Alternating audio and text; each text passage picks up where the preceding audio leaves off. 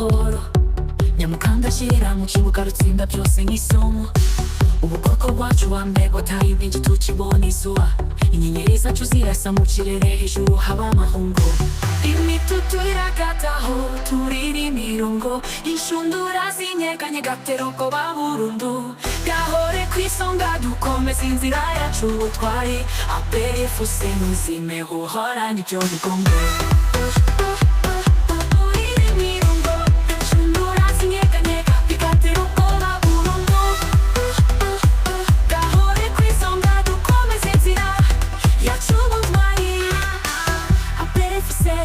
Muhorane ibyo bikombe, muzamuha bimuru n'igitangaza kidasanzwe.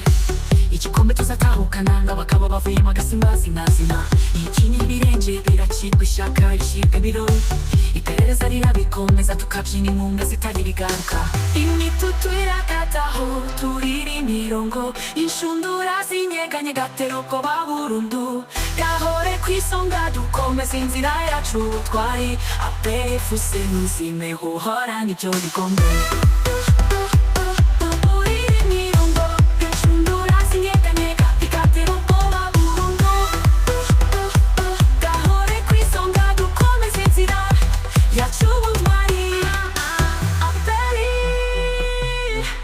Mwahinduye umukino mu mazina nagari umuziki. Mutwara ibikombe tukurusha guhiga n'akabuza. Ibi ni imirimo abafana bacu mucura inyuma nk'ikikurura izina rikomeye. Ibigira byacu bizahora isoko y'ubutwari n'ibyishimo. Imitutu irakataho turira imirongo, inshundura zinyeganyega gatera ubwoba burundu. Gahore ku isonga dukomeze inzira yacu ubutwari. APR-FC ntuzime uhorane ibyo bikombe.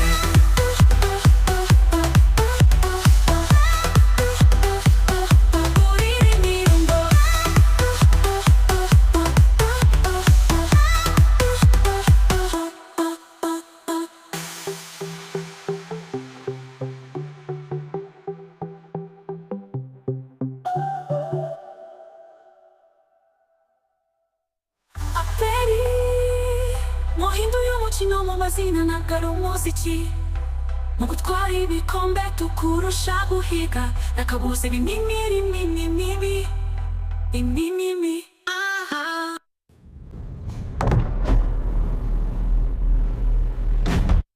APR-FC ikipe y'amahoro.